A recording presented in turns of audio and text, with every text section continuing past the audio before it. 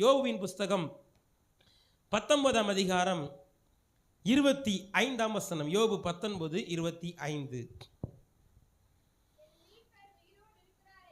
என் மீட்பர் உயிரோடு இருக்கிறார் என்றும் அவர் கடைசி நாளில் பூமியின் மேல் நிற்பார் என்றும் அறிந்திருக்கிறேன். இங்கே யோபு சொல்லுகிறார், என் மீட்பர் உயிரோடு கூட இருக்கிறார். என் மீட்பர் உயிரோடு கூட இருக்கிறார். அவர் உயிரோடு கூட இருப்பார். அவர் கடைசி நாளில் எங்க வந்து நிற்பார்? வாசிங்க, எங்க வந்து நிற்பார்? பூமியின் மேல் வந்து நிற்பார். நம்ம கிறிஸ்தவங்க எல்லாருக்கும் ஒரு நம்பிக்கை உண்டு. என்ன நம்பிக்கைன்னா, நம்முடைய ஆண்டவராகிய இயேசு கிறிஸ்து சீக்கிரமாக இந்த பூமிக்கு வரப்போகிறார். அல்லேலூயா சொல்லுங்களேன். அவர் முதல் முறை வந்த பொழுது அவர் எப்படி வந்தார்னா, ஒரு குழந்தையா வந்தார். ரெண்டாவது அவர் இப்போ எப்படி வரப்போறார் தெரியுமா? நியாயம் தீர்க்கிற நியாயாதிபதியாய் வருவார். அல்லேலூயா. எப்படி உங்களுக்கு ஒன்று தெரியுமா? இயேசு கன்னியோடைய வயிற்றில் தான் பிறப்பாரு அப்படின்னு சொல்லி தீர்க்க தரிசனம் உரைக்கப்பட்டது. எல்லா அந்த சமயத்தில் வாழ்ந்த எல்லா கன்னி பெண்களும் இயேசு ஏன் வயிற்றில் பிறப்பாரா அப்படின்னு சொல்லி இயேசுனுடைய பிறப்பை எதிர்பார்த்தாங்களாம். ஆனால் இயேசு ஒரு ஆளை செலக்ட் பண்ணி மரியாளுடைய வயிற்றில் அவர் பிறந்தார். ஆனால் இன்னைக்கு இயேசு திரும்ப வரப்போகிறார். அவர் திரும்ப வரும் பொழுது அவரை பார்ப்பதற்காக நீங்களும் நானும் ஆயத்தமுள்ளவர்களா, அவர் எப்போ வருவார் என்று சொல்லி அவருடைய வருகையை எதிர்நோக்கி கொண்டவர்களாய் நாம் இருக்க வேண்டும். அல்லேலூயா சொல்லுங்களேன். இயேசு உயிர்த்தெழுந்தார். பாருங்க, ஒருவேளை இயேசு உயிர்த்தெழல அப்படின்னா பவுல் சொல்றாரு 1 கொரிந்தியர் 15ஆம் அதிகாரம் 14-17 வாசிங்க. கிறிஸ்து எழுந்திருக்கவில்லை என்றால் எங்கள் பிரசங்கமும் விருதா, எங்கள் விசுவாசமும் விருதா. பவுல் சொல்றாரு, கிறிஸ்து மட்டும் எழுந்திருக்கலனா எங்க பிரசங்கமும் விருதா, எங்களுடைய விசுவாசமும். இயேசு மட்டும் உயிரோட கூட எழும்பலனா இன்னைக்கு நீங்களும் நானும் ஆலயத்தில் வந்து அவர் ஆராதிக்கணும்னு அவசியம் இல்லை, அவரை விசுவாசிக்கணும்னு அவசியம் இல்லை, உங்க முன்னாடி நான் பிரசங்கம் பண்ணணும்னு அவசியம் இல்லை. ஏன்னா செத்து போன ஒரு மனிதரை குறித்து நான் பேச வேண்டிய அவசியம் இல்லை. நான் பேசுகிறவர், நான் ஆராதிக்கிறவர், நான் தொழுது கொள்ளுகிற என் ஆண்டவர் இன்றைக்கும் ஜீவிக்கிறார். அல்லேலூயா சொல்லுங்க. அவர் உயிரோடு இருக்கிறார்.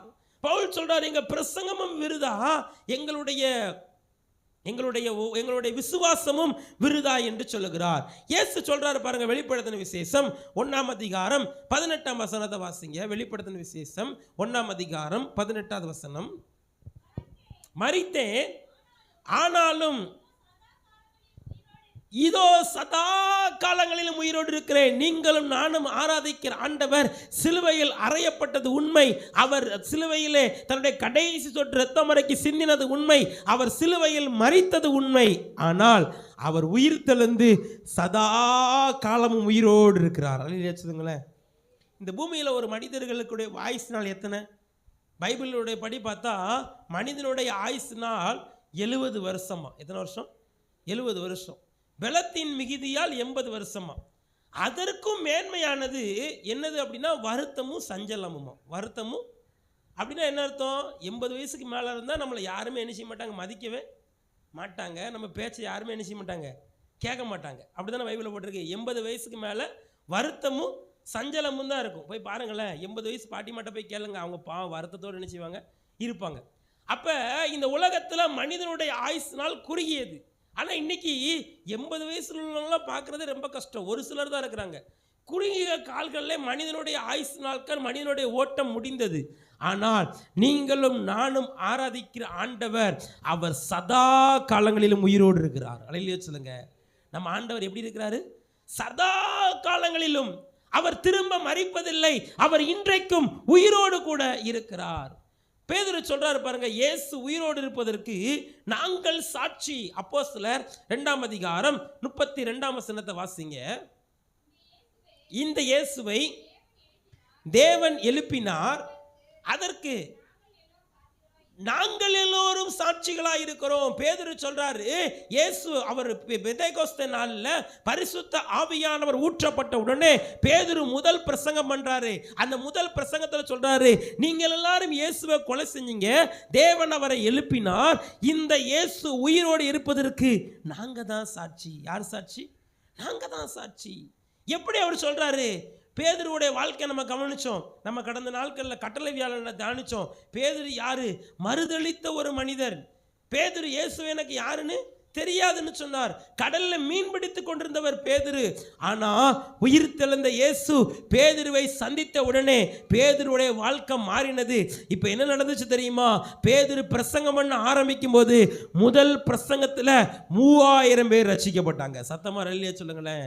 எந்த பேதுரு ரோமர்களை பார்த்து யூதர்களை பார்த்து பயந்தாரோ அதே பேதுரு தைரியமா சொல்றாரு, நீங்க தான்ப்பா இயேசுவை கொலை செஞ்சீங்க, நீங்க தான் இயேசுவை கொலை செஞ்சீங்கன்னு சொல்லி அவர் தைரியமா சொல்றாரு. அப்ப இயேசு உயிர்த்தெழுதலை குறித்து அப்போஸ்தலர்கள் சாட்சி கொடுத்தார்கள். இன்னும் அப்போஸ்தலர் 4ஆம் அதிகாரம் 33ஆம் வசனத்தை வாசிங்க. கர்த்தராகிய இயேசுவின் உயிர்த்தெழுதலை குறித்து அப்போஸ்தலர்கள் மிகுந்த பலமாய் சாட்சி கொடுத்தார்கள். இன்னும் பாருங்க, இயேசுடைய 12 சீஷர்களும் இயேசு இன்னைக்கு உயிரோடு கூட இயேசுவுடைய உயிர்த்தலை குறித்து அவர்கள் சாட்சி கொடுத்தார்கள். இயேசு உயிரோடு கூட இருக்கிறார் என்பதை இயேசுவின் கல்லறை சாட்சி கொடுக்கிறது. ஏன் இயேசுவின் உயிரோடு கூட இருக்கிறார் என்பதற்கு நீங்களும் நானும் சாட்சி. நம்முடைய ஆண்டவர் சதா காலங்களிலும் உயிரோடு கூட இருக்கிறார். இங்கு யோபு சொல்லுகிறார், என் மீட்பர் உயிரோடு கூட இருக்கிறார், அவர் கடைசி நாளில் பூமியில் வந்து நிற்பார். இந்த உயிர் தெழுந்த இயேசு இந்த உயிர் தெழுந்த ஞாயிறுல உங்களுக்கு ஒரு அற்புதம் செய்ய போகிறார், உங்களுக்கு ஒரு விடுதலை கொடுக்க போகிறார். அவர் எப்படிப்பட்ட ஆசீர்வாதத்தை தருகிறார் என்று சொல்லி ஒரு 3 காரியத்தை வேகமா பார்த்துட்டு நம்ம ஜெபிக்க போறோம். உயிர் தெழுந்த இயேசு உங்களுக்கு தரக்கூடிய முதலாவது ஆசீர்வாதம் யோவான் எழுதின சுவிசேஷம் 20ஆம் அதிகாரம் 15ஆம் வசனம். யோவான் 20:15. இயேசு அவளை பார்த்து, ஸ்திரீயே ஏன் அழுகிறாய், யாரை தேடுகிறாய் என்றார். அவள் அவரை தோட்டக்காரர் என்று எண்ணி, ஐயா, நீர் அவரை எடுத்துக்கொண்டது போனது உண்டானால் அவர் வைத்த இடத்தை எனக்கு சொல்லும் என்றார். நான் போய் அவரை எடுத்துக்கொள்வேன் என்றார். உயிர் தெழுந்த இயேசு முதலாவது ஒரு பெண்ணை சந்தித்தாள். அந்த பெண்ணுக்கு இயேசு என்ன அற்புதம் செய்தார் தெரியுமா? உயிர் தெழுந்த இயேசு முதலாவது சந்தித்த அந்த பெண்ணுடைய கண்ணீரை அவர் களிப்பாய் மாற்றினார். சத்தமா அல்லேலூயா சொல்லுங்களேன். இந்த உயிர் தெழுந்த ஞாயிறுல உயிர் தெழுந்த இயேசு உங்களுக்கு ஒரு அற்புதம் செய்ய போகிறார். அது என்ன அற்புதம் தெரியுமா? உங்க கண்ணீரை துடைக்கும்படி அவர் ஒரு அற்புதம் செய்ய போகிறார். நீங்க எந்த காரியத்தை குறித்து கண்ணீர் வடித்துக் கொண்டிருக்கிறீங்களோ, எந்த காரியத்தை குறித்து ஐயோ இதுல இயேசு ஒரு அற்புதம் செய்வாரான்னு சொல்லி நீங்க கலங்கி கொண்டிருக்கிறீங்களோ, அதுல உயிர் தெழுந்த இயேசு உங்க கண்ணீரை அவர் களிப்பாய் மாற்றுவார். இந்த மகதலேனா மரியாள் பாருங்க, இந்த மகதலேனா மரியாளை குறித்து வேதம் சொல்லுகிறது. மார்க் 16ஆம் அதிகாரம் 9ஆம் வசனத்துல அவளுக்கு அநேக பிசாசு பிடித்திருந்ததாம். அந்த பிசாசை அவர் துரத்தி இருந்தார். 16:10 வாசிங்க. 7 பிசாசுகளை அவளிடத்திலிருந்து 7 பிசாசுகளை துரத்திருந்தாள். பிசாசு பிடியிலே போராட்டத்தில் இருந்த அந்த மகதலேனா மரியாளுக்கு இயேசு விடுதலை கொடுத்திருந்தார். அதனாலதான் அவர் இறந்துட்டாருங்கிற துக்கத்தை அவ தாங்க முடியல. அவ கல்லறைக்கு ஓடி போனது எதற்காக ஓடி போனா? மரித்து போன இயேசுனுடைய சடலத்தை பார்க்க. ஐயோ, அந்த அந்த மகதலேனா மரியாளை யோசிச்சு பாருங்க. பைபிள்ல அவருக்கு தகப்பன் இருப்பதாக வேதத்துல போடல. அந்த மகதலேனா மரியாளுக்கு ஒரு தகப்பனுடைய அன்பை இயேசு காண்பித்தார். இயேசு அவளுக்கு சுகம் கொடுத்தார், இயேசு அவளுக்கு விடுதலை கொடுத்தார். அந்த நன்றி உணர்வோடு போய் அவ கல்லறையை போய் கண்ணீரோடு, ஐயோ இயேசுவை சிலுவையில் அறைஞ்சிட்டாங்களேன்னு சொல்லி அவ கண்ணீரோட போறா. ஆண்டவர் அவ கண்ணீரை களிப்பாய் மாற்றும்படி உயிர் தெழுந்த இயேசு அவளுக்கு தரிசனமானார். அல்லேலூயா சொல்லுங்க. அவ வாழ்க்கையில தரிசனமாய் அவ கண்ணீரை துடைத்தார். இன்றைக்கு ஒருவேளை உங்க வாழ்க்கையில எந்த காரியத்தை குறித்து நீங்க கண்ணீர் வடிக்கிறீங்க, ஒருவேளை யாருக்கும் தெரியாம ராத்திரி நீங்க வடிக்கிற கண்ணீரை உயிர் தெழுந்த இயேசு இன்னைக்கு துடைக்கும்படி ஒரு அற்புதம் செய்ய போகிறார். அல்லேலூயா சொல்லுங்க. குஜராத் மாநிலத்தில் ஒரு கிராமத்தில் இப்போ சில வருஷத்துக்கு முன்னாடி உண்மையாக நடந்த ஒரு சம்பவம். அந்த பையனுடைய பேர் கிஷான். அந்த பையனுக்கு ஒரு 10-12 வயசு இருக்கும். லீவில், மே மாதம் லீவில் எல்லாரும் சேர்ந்து அவங்க வீட்டு பக்கத்தில் இருக்கிற ஒரு ஆற்றுல குளிச்சுக்கிட்டு இருந்தாங்களாம். அந்த ஆற்றுல குளிச்சுக்கிட்டு இருக்கும்போது திடீர்னு இந்த கிஷான் என்கிற அந்த பையன் மட்டும் அந்த ஆற்றுல சிக்கிட்டான். அந்த ஆற்றுல சேர்லையும் சகதியும் சிக்கி அவன் மாட்டிக்கிட்டான். சின்ன பிள்ளைங்களாம் ஓடி வந்து வீட்டில் வந்து சொல்கிறாங்க. சொல்லி பார்த்துட்டு கடைசியில் எல்லாரும் சேர்ந்து தேடுனா கடைசியில் அவன் ஆற்றுல மூழ்கி அவன் இறந்து போயிட்டான். அவங்க அப்பா கிராமத்தில் இருக்கிறதுனால வெளியூருக்கு அவர் வேலைக்கு போயிருக்கிறார். அப்போ பார்த்தீங்கன்னா சரி அவங்க அப்பா வரணும், வந்த பிறகு இந்த பையனை அடக்கம் பண்ணுவோம் அப்படின்னு சொல்லிட்டு அவங்க அப்பாவுக்கு செய்தி சொல்லிட்டு செத்துப்போன அந்த பிரேதத்தை அவங்க வீட்டில் கொண்டு வந்து வச்சுருக்குறாங்க. இந்த சமயத்தில் எல்லாரும் அவங்க வீட்டுக்கு முன்னாடி அழுகிறாங்க. ஐயோ சின்ன பையன் இப்படி இழந்துட்டானே அப்படின்னு சொல்லி அழுதுட்டு இருக்கும்போது திடீர்னு இவங்க அம்மாவுக்கு ஒரு யோசனை தோணுச்சான். இயேசு மரித்து 4 நாள் ஆன லாசரை உயிரோடு எழுப்பினார்ல, அவர் இன்னைக்கு உயிரோடு கூட இருக்கிறார், நம்ம ஜெபம் பண்ணுவோம், நம்ம பையனை எழுப்புவார் அப்படின்னு அவர்களுக்குள்ள விசுவாசம் வந்தது. ராத்திரி 10 மணி ஆச்சு, 11 மணி ஆச்சு. சொந்தக்காரங்க எல்லாரும் ஒருத்தராக கலைஞ்சு போயிட்டாங்க. ஓகே காலையில் அடக்கம் வச்சுக்கலாம்னு சொல்லிட்டு அந்த செத்து போன பையன் முன்னாடி அவங்க அம்மாவும் 2 பிள்ளைங்களும் முழங்கால் படிக்கிட்டு, ஆண்டவரே எனக்கு இருக்கிற இந்த பையனை நீங்கள் உயிரோடு எழுப்பி தாங்கப்பா அப்படின்னு சொல்லி கண்ணீரோடு ஜெபம் பண்ணாங்களாம். என்ன நடந்துச்சு தெரியுமா?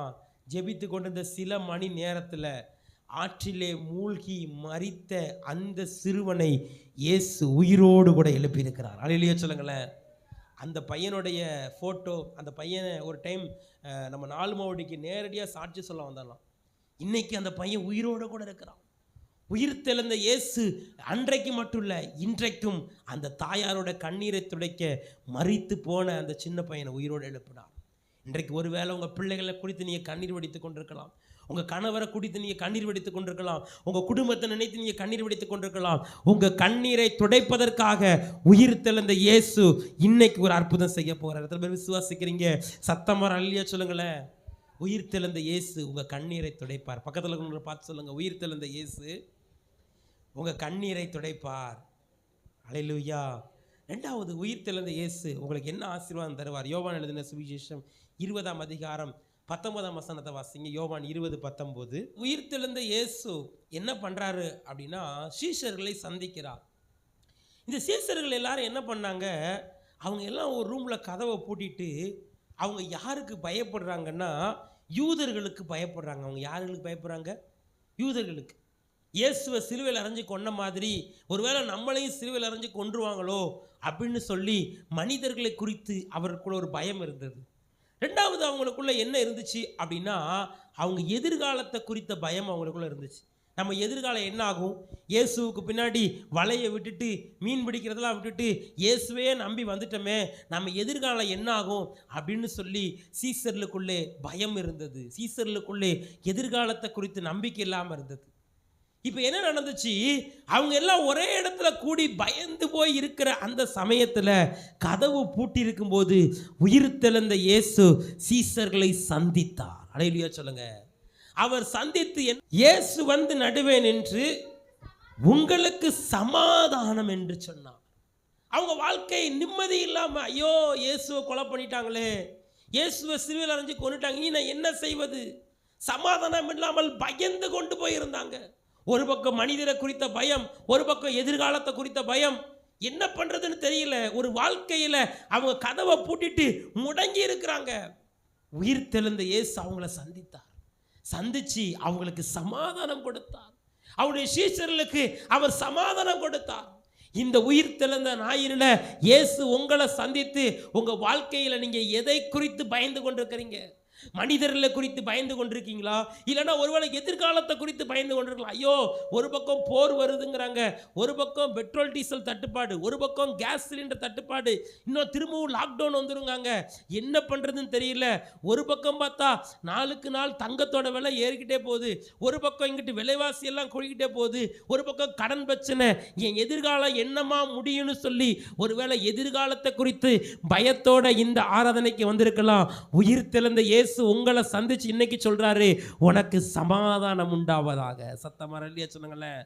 முதல்ல உயிர் தெழுந்த இயேசு உங்க கண்ணீரை துடைக்கிறார். 2வது உயிர் தெழுந்த இயேசு உங்க பயத்தை மாற்றுகிறார், உங்க கலக்கத்தை மாற்றுகிறார், உங்க பயத்தை மாற்றி உங்க எதிர்கால பயத்தை மாற்றி முடங்கி போயிருந்த சீஷர்களை அவர் சந்திச்ச பிறகு என்ன நடந்துச்சு தெரியுமா? அவங்க 12 சீஷர்களும் எல்லா இடத்துக்கும் போய் இயேசுவின் சுவிசேஷத்தை அவர்கள் அறிவித்தார்கள். அல்லேலூயா சொல்லுங்க. ஒருவேளை நீங்க இன்னைக்கு முடங்கி இருக்கலாம், வருமானம் இல்லாமல், ஒருவேளை மதிப்பு மரியாதை இல்லாமல், ஐயோ நான் முடங்கி போயிருக்கிறேனே, எனக்கு பயமா இருக்குது, என் சூழ்நிலைமை நினைச்சா பயமா இருக்கு, எதிர்காலத்தை நினைச்சா பயமா இருக்கு. உயிர்த்தெழுந்த இயேசு உங்க பயத்தை சந்தோஷமாய் மாற்றுவார். ஏன் இயேசு உயிர்த்தெழுந்த ஆண்டவர் பயந்த சீசர்களை முத சந்திச்சார் தெரியுமா? நீங்க ஆதியாகமத்தின் புஸ்தகம் 3ஆம் அதிகாரம் 8ஆம் வசனத்தை வாசிங்க. 10ஆம் வசனம், ஆதியாகமம் 3:10. தேவனுடைய சத்தத்தை தோட்டத்திலே கேட்டு தான் நிர்வாணியாய் இருப்பதினால் பயந்து ஒளிந்து கொண்டேன் என்றார். பாருங்க, இந்த உலகத்தை ஆண்டவர் படைக்கும் பொழுது எல்லாமே நல்லது நல்லது நல்லதுன்னு தான் படைச்சார். ஆனா இங்க என்ன நடந்துச்சு? ஆதாமும் ஏவாளும் பாவம் செஞ்ச உடனே அவங்க வாழ்க்கையில பயம் உண்டானது, இந்த உலகத்துல பயம் உண்டானது. அப்ப பயத்திலே விடுதலை கொடுக்கும்படியாக பயத்திலே அவங்க வாழ்க்கையில மாட்டிக்கொண்டாங்க. அதற்கடுத்து அந்த பயம் தொடர்ந்து கொண்டே வருகிறது. இந்த சமயத்தில் சீசர்கள் பயந்திருந்த உடனே இயேசு உயிர்த்தெழுந்த உடனே முதல்ல போய் யாரை சந்திச்சார்னா பயந்து கொண்டிருந்த சீசர்களை சந்தித்து அவங்க பயத்தை அவர் சந்தோஷமாய் மாற்றினார். அவங்க பயத்திலிருந்து அவங்களுக்கு விடுதலை கொடுத்தார். இன்றைக்கு உங்கள் வாழ்க்கையில் நீங்கள் எதிர்காலத்தை குறித்து பயந்து கொண்டிருக்கலாம், இல்லைனா பொல்லாத மனிதர்களை குறித்து பயந்து கொண்டிருக்கலாம். ஐயோ பக்கத்து வீட்டுக்காரங்க நினச்சா பயமாக இருக்கேன், எப்போ என்கிட்ட சண்டைக்கு வருவாங்கன்னு தெரியலையே, ஐயோ எதிர்த்து வீட்டுக்காரங்க பார்த்தா பயமாக இருக்கேன், ஐயோ நான் வேலை பார்க்குற இடத்துல என் மேல் அதிகாரி நினச்சா பயமாக இருக்கே, ஐயோ எனக்கு விரோதமாக அவங்க மந்திரவாதம் பண்ணிடுவாங்களோ, ஐயோ எனக்கு விரோதமாக அவங்க பில்லி சூனியம் பண்ணிடுவாங்களோ. எந்த மனிதர்களை குறித்த பயமாக இருந்தாலும் சரி, இல்லை எந்த எதிர்காலத்தை குறித்த பயமாக இருந்தாலும் சரி, உயிர்த்தெழுந்த இயேசு இன்றைக்கு உங்களுக்கு சமாதானத்தை தருவார். அல்லேலூயா சொல்லுங்களேன். திருச்சியில் ஒரு விசுவாசி, அவர் ஒரு டீ கடை வச்சிருந்தார். அந்த டீ கடையில் அந்த ஏரியாவில் இருக்கிற ஒரு மிகப்பெரிய ரவுடி, அந்த ரவுடி என்ன பண்ணுவாராம், எல்லா கடையிலையும் போய் அவர் மாமூல் வாங்குவாராம். எல்லா கடையிலையும் போய் இவரோட கடையில் வந்து மாமூல் வாங்குவார். இவர் அந்த ஏரியாவில் போய் கடை வச்சுக்க இவர் கடையில் வந்து மாமூல் வாங்குவார். இவர் வந்து வியாபாரம், இவருக்கே வியாபாரம் ஓடுற வியாபாரத்தில் குடும்பத்தை நடத்துறதுக்கு ரொம்ப கஷ்டப்பட்டுருக்கிறார். ஆனாலும் அவர் வந்து வலுக்கட்டாயமாக ஒவ்வொரு நாள் வந்து மாமூல் வாங்கிட்டு போவாராம். ஒரு நாள் தன்னுடைய வீட்டில் தன்னுடைய மனைவிட்ட அந்த காரியத்தை சொன்னாராம். அந்த மாதிரி டெய்லி ஒரு ரவுடி ஒருத்தர் நம்ம ஏரியாவில் வந்து மாமூல் வாங்கிட்டு போகிறாரு, நான் கஷ்டப்பட்டு வேலை பார்க்குற பணத்தெல்லாம் அவர் பிடிங்கிட்டு போயிடுறாரு, எனக்கு என்ன பண்ணணுன்னு தெரியல அப்படின்னு சொன்னாராம். அப்போ அவங்க மனைவி சொன்னாங்களாம், நான் வேணா அவங்க கூட வர்றேனே, நான் வந்தேன் அப்படின்னா ஒருவேளை இப்போ பெண்கள் இருக்காங்கன்னு சொல்லி கொஞ்சம் இறக்கப்பட்டு அந்த ரவுடி போயிடுவார் அப்படின்னு அவங்க மனைவி சொன்னாங்க. இல்லை அப்படியே அவள் போக மாட்டான், பெண்கள் இருந்தால் வலுக்கட்டாயமாக அந்த ரவுடி வாங்கிட்டு தான் போவான் அப்படின்னு சொல்லி அந்த அவர் கணவர் அவங்க மனைவிட்ட சொல்லியிருக்கிறார். இந்த சமயத்தில் அப்போ அவங்க மனைவி சொன்னாங்களாம், பேசாமல் நம்ம ஒன்று செய்வோம், ஜெபம் பண்ணுவோம், ஆண்டவர் தான் நமக்கு இந்த காரியத்திலிருந்து ஒரு விடுதலை தரணும்னு சொல்லி கணவன் மனைவியாக 2 பேரும் சேர்ந்து, ஆண்டவரே இந்த பொல்லாத மனிதனை குறித்து எங்களுக்கு பயமாக இருக்குது, ஒவ்வொரு நாளும் வந்து எங்களை இப்படி டார்ச்சர் பண்ணுறாரு சொல்லி அவங்க ஜெபம் பண்ணாங்களாம். ஜெபம் பண்ணிட்டு அவர் கடைக்கு போயிட்டார். அன்னைக்கு ரவுடி வரல. என்ன செய்த, கடைக்கு வரல. அப்போ என்னடா இன்னைக்கு வழக்கமாக இந்த டைமுக்கு வந்து மாமூல் வாங்குற ரவுடி வரலையே அப்படின்னு சொல்லிட்டு அவர் கடைக்கு வந்திருக்கிற அந்த நியூஸ் பேப்பரை எடுத்து வாசித்து பார்த்தா, இவங்க எப்போ ராத்திரி வீட்டில் ஜெபம் பண்ணாங்களோ அதே சமயத்தில் போலீஸ் கையில் அவர் மாட்டுறதுக்கு தப்பிச்சு ஓடும்போது போலீஸால் அவர் சுட்டு கொல்லப்பட்டார். அல்லேலூயா சொல்லுங்களேன். அதுக்கப்புறம் அந்த ரவுடி அவங்க கடை பக்கம் வரவே இல்லை. அந்த பொல்லாத மனிதனை குறித்த பயத்தை ஆண்டவர் அந்த சகோதரருக்கு மாற்றி போட்டார். இன்றைக்கு ஒருவேளை உங்கள் குடும்பத்தில், நீங்கள் வேலை செய்கிற இடத்துல, வசிக்கிற கிராமத்தில், உங்கள் தெருவில் ஏதோ ஒரு மனிதரை குறித்து நீங்கள் பயந்து கொண்டிருக்கிறீங்க. ஐயோ இந்த மனிதன் என்னை எப்போ கொலை செய்ய வருவான், இந்த மனிதன் எப்போ என்னை பார்த்து திட்டுவான், இந்த மனிதன் எப்போ எனக்கு சண்டை போடுவான் அப்படின்னு சொல்லி பொல்லாத மனிதர்களை குறித்து நீங்கள் பயந்து கொண்டிருக்கலாம். இல்லை எதிர்காலத்தை குறித்து பயந்து கொண்டிருக்கலாம்.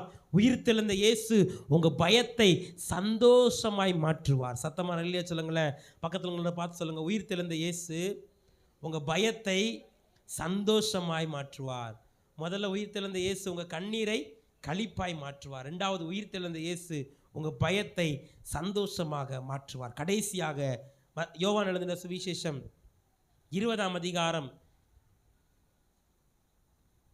26, 27 வாசிங்க. ம் ம் ம் ஆ ஆ ஆ ஆ ம் ம் ம் ம் ம் ம் ம் ம் ம் பாருங்க, இயேசு உயிர்த்தெழுந்த இயேசு முதல்ல மகதலேனா மரியாதை சந்திக்கிறார். ரெண்டாவது ரெண்டாவது சீஷர்கள் எல்லாம் கதவை பூட்டி இருக்கும்போது சீஷர்களை அவர் சந்திக்கிறார். ரெண்டாவது முறை இயேசு சீஷர்களை சந்திக்கும் போது அந்த இடத்துல யார் இல்லைன்னா தோமா இல்லை. 24ஆம் வசனத்தை வாசிங்க. இயேசு வந்திருந்த போது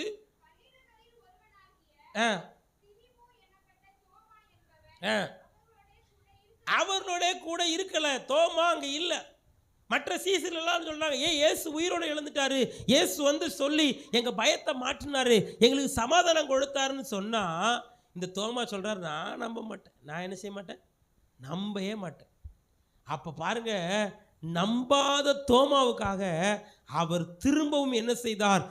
சந்தித்தார். 8 நாளைக்கு அப்புறம் உயிர்த்தெழுந்த இயேசு மூன்றாவது அவர் என்ன செய்வார் அப்படின்னா, நம்முடைய வாழ்க்கையில் இருக்கிற சந்தேகத்தை அவர் மாற்றுவார். முதல்ல உயிர்த்தெழுந்த இயேசு நம்ம கண்ணீரை களிப்பாய் மாற்றுவார். ரெண்டாவது உயிர்த்தெழுந்த இயேசு நம்முடைய பயத்தை அவர் மாற்றுவார். மூன்றாவது உயிர்த்தெழுந்த இயேசு நம்முடைய சந்தேகத்தை மாற்றி நம்மளை பயன்படுத்த ஆரம்பிக்க போறார். ஆமேன்னு சொல்லுங்களேன்.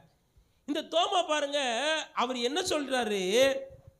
அவர் சொல்றாரு, நான் அவருடைய கையில் ஆணி அடிச்சாங்கல்ல, அந்த தழும்பை நான் தொட்டு பார்த்தா தான் என்ன செய்வேன்? நம்புவேன். அவருடைய விழாவில் நான் குத்துன அந்த ஈட்டியால் குத்தப்பட்டதை நான் தொட்டு பார்த்தா தான், அவருடைய காயத்தை தொட்டு பார்க்காம நான் என்ன செய்ய மாட்டேன். 25ஆம் வசனத்தை வாசிங்க. சொன்னார்கள். அதற்கு அவன், அவருடைய கைகளில் ஆணிகள் உண்டாகினதையும் காயத்தை நான் கண்டு அந்த காயத்திலே என் விரலை விட்டு கையை அவருடைய விழாவிலே போட்டால் ஒழிய விசுவாசிக்க மாட்டேன். அவர் சொல்ல, நம்ப மாட்டேயா, நான் தொட்டு பார்க்காம நான் என்ன செய்ய மாட்டேன்? நம்ப மாட்டேன். நான் யோசிச்சு பார்த்தேன், ஏன் ஆண்டவர் இந்தியாவுக்கு குறிப்பாக தமிழ்நாட்டில் வந்து தோமாவை ஏன் அனுப்புனார் அப்படின்னா, நம்ம ஆட்கள் வந்து நம்பவே மாட்டாங்க. நம்ம ஆட்கள் என்ன செய்ய மாட்டாங்க? இயேசு அற்புதம் செய்கிறாருன்னு சொன்னாலும் அது எனக்கு செஞ்சாதான் அவங்க என்ன செய்வாங்க?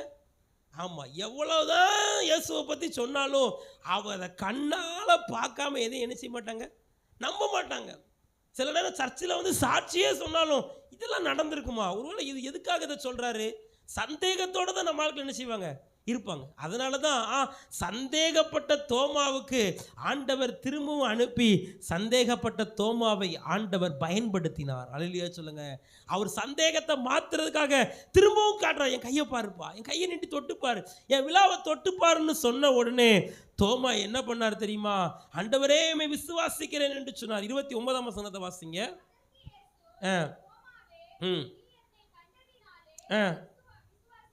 விசுவாசித்தாய், காணாதிருந்தும்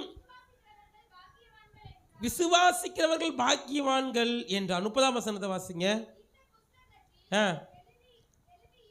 எழுதியிராத வேறு அநேக அற்புதங்களையும்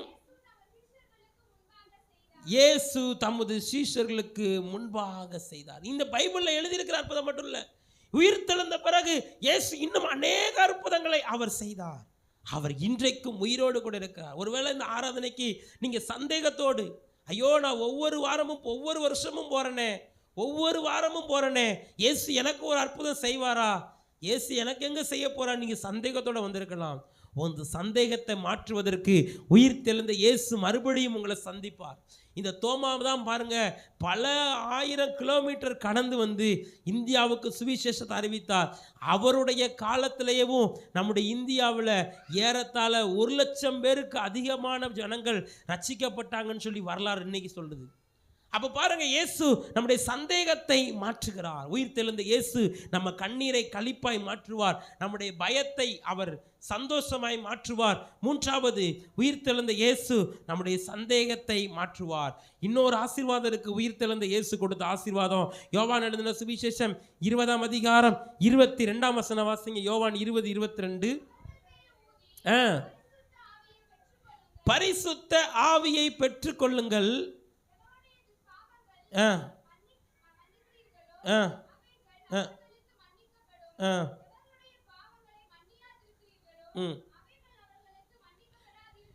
உயிர்த்தெழுந்த இயேசு கடைசியா நமக்கு கொடுக்கிற மிகப்பெரிய ஆசீர்வாதம் என்னது அப்படின்னா பரிசுத்த ஆவி. என்ன ஆசீர்வாதம்?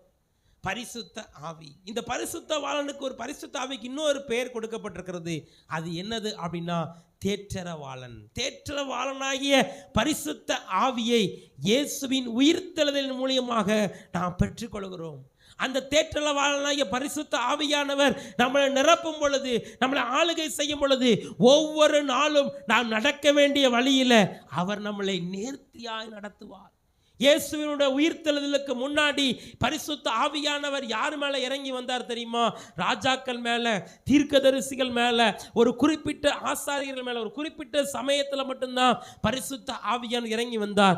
இயேசுவின் உயிர்த்தெழுதலுக்கு அப்புறம் மாம்சமான யாவர் மேலும் ஆண்டவர் பரிசுத்த ஆவியை ஊற்றினார். இந்த பரிசுத்த ஆவியானவர் ஏன் நமக்கு அவசியம் தெரியுமா? அப்போஸ்தலர் நடபடிகள் 1ஆம் அதிகாரம் 8ஆம் வசனத்தை வாசிங்க. நீங்கள் பரிசுத்த ஆவி உங்களிடத்தில் வரும்போது நீங்கள் பலனடைந்து, வாசிங்க அந்த வசனத்தை.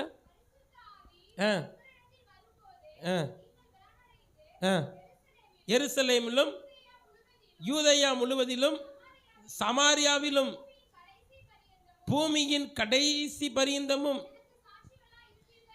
எனக்கு சாட்சிகளாய் இருப்பீர்கள் என்றார். பாருங்க, இந்த பரிசுத்த ஆவி நமக்குள்ள வரும் பொழுது நாம் இயேசுவுக்கு சாட்சியாய், இயேசு உயிரோடு கூட இருக்கிறார் என்பதை நாம் நிரூபித்து காட்டும்படியான ஒரு வாழ்க்கை வாழ இந்த பரிசுத்த ஆவியானவர் நமக்கு உதவி செய்வார். அல்லேலூயா சொல்லுங்க.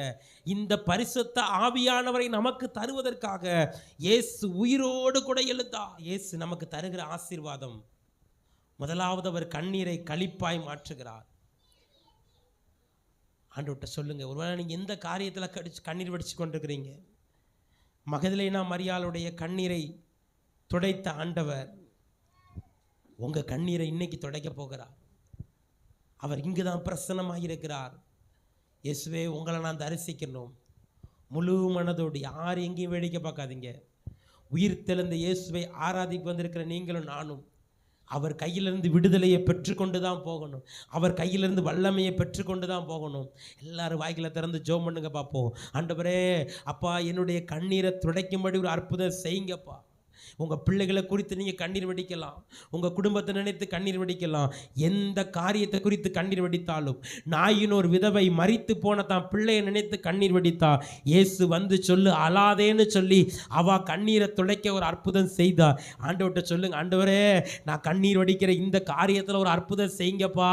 நீங்கள் உயிர் தெழுந்த இயேசு என் கண்ணீரை களிப்பாய் மாற்றினீரே, என் கண்ணீரை களிப்பாய் மாற்றுங்க. ஜெபம் பண்ணுங்க, ஜெபம் பண்ணுங்க, எல்லாரும் ஜெபம் பண்ணுங்க வாய்களை திறந்து. ஆண்டவரே, என் கண்ணீரை களிப்பாய் மாற்றுங்க. உயிர் தெழுந்த இயேசுவே, எங்க கண்ணீரை களிப்பாய் மாற்றுங்க. தகப்பனே, எங்க பிள்ளைகள் யார் யார் எந்த காரியத்தில் கண்ணீர் வடிக்கிறாங்களோ, ஒரு அற்புதம் செய்யுங்கப்பா. அவங்க கண்ணீர் களிப்பாய் மாறட்டும். இரண்டாவது, உயிர் தெழுந்த இயேசு உங்க பயத்தை சந்தோஷமா மாற்றுகிறார். இயேசுவின் நாமத்தில். ஆண்டவரே, ஒருவேளை மனிதர்களை குறித்து பயப்படலாம், எதிர்காலத்தை குறித்து பயப்படலாம், எதை குறித்து பயந்து கொண்டிருந்தாலும் அவங்க பயமெல்லாம் இப்பொழுது இயேசுவின் நாமத்தில் மாறட்டும். ஆண்டவரே, சந்தோஷத்தை தருவீராக. அவங்க பயந்து கொண்டிருக்கிற காரியத்தில் இயேசுவின் நாமத்தில் ஒரு அற்புதம் நடப்பதாக. மூன்றாவது, உயிர் தெழுந்த இயேசு உங்கள் சந்தேகத்தை மாற்றுகிறார். ஒருவேளை இயேசு உயிரோடு இருக்கிறாரா, இயேசு அற்புதம் செய்வாரா, தோமாவை போல நீங்கள் சந்தேகப்படலாம். ஆண்டவர் இல்லை மகளே, நான் இன்றைக்கு உயிரோடு கூட இருக்கிறேன், இன்றைக்கு உயிரோடு கூட இருக்கிறேன். என்ன நீ என்ன விசுவாசித்தா நான் உன்னை வல்லமையாக பயன்படுத்துவேன் ஆண்டவர் சொல்லுகிறார். சீஷர்களுக்கு 4வது கொடுத்த ஆவி, பரிசுத்த ஆவியின் ஆசீர்வாதத்தை ஆண்டவர் தருகிறார். எல்லாம் ஒரு 2 நிமிஷம் வாய்களை திறந்து, ஆண்டவரே, உயிர் தெழுந்த இந்த ஞாயிறில் அந்த பரிசுத்த ஆவியின் அபிஷேகம் என் மேலே ஊற்றப்படட்டும். அந்த தேற்றரவாளன் தேற்றரவாளனாகிய பரிசுத்த ஆவியின் அபிஷேகம் என்ன நிரப்புங்கன்னு கேளுங்களேன், என்ன நிரப்புங்கன்னு கேளுங்களேன். அவர்கள் மேல் ஊதி அவர் தம்முடைய பரிசுத்த ஆவியை பெற்றுக்கொள்ளபடி செய்தார். எல்லா வாய்களை திறந்து ஜெபம் பண்ணுங்க. இன்றைக்கு அந்த பரிசுத்த ஆவியின் அபிஷேகத்தை நீங்க பெற போறீங்க. இன்றைக்கு அந்த பரிசுத்த ஆவியின் அபிஷேகம் பெற போறீங்க. தேற்றரவாளனாகிய பரிசுத்த ஆவியானவர் அவர் நம்மிடத்தில் வரும் பொழுது அவர் நம்மளை சகல சத்தியத்தில் வழி நடத்துவார். சந்தேகப்படாதீங்க, தோமா மாதிரி சந்தேகப்படாதீங்க. அவர் இங்குதான் உயிரோடு கூட இருக்கிறார். எல்லா வாய்களை திறந்து ஜெபம் பண்ணுங்க. வல்ல வாய்களை திறந்து ஜெபம் பண்ணுங்க. ரொம்ப நாளா நீங்க காத்திருந்து ஜெபித்த அந்த பரிசுத்த ஆவியின் அபிஷேகம், அந்த பரிசுத்த ஆவியின் வல்லமை இயேசுவின் நாமத்தில் ஒவ்வொருவர் மேல ஊற்றப்படட்டும், ஒவ்வொருவர் மேல ஊற்றப்படட்டும் இயேசுவின் நாமத்தில். ஆண்டவரே, அன்னைக்கு மேல் வீட்டறையிலிருந்து அன்றைக்கு சீசர்கள் நடுவில் அவர்களுக்கு பரிசுத்த ஆவியின் அபிஷேகத்தால் நிரப்பினது போல இன்றைக்கு ஆவியானவர் எங்கு உண்டோ அங்கு விடுதலை உண்டு என்று சொன்னீர். இயேசுவின் நாமத்தில் விடுதலை உண்டாகட்டும், இயேசுவின் நாமத்தில் விடுதலை உண்டாகட்டும். இயேசுவின் உயிர் தெழுந்த வல்லமை சாவுக்கு ஏதுவான சரீரங்களை உயிர்ப்பித்தது போல இன்றைக்கு வந்திருக்கிற ஒவ்வொருடைய சரீரங்களும் உயிர்ப்பிக்கப்படட்டும். ஆண்டவரே, நமக்கு நாங்கள் நன்றி செலுத்துகிறோமப்பா.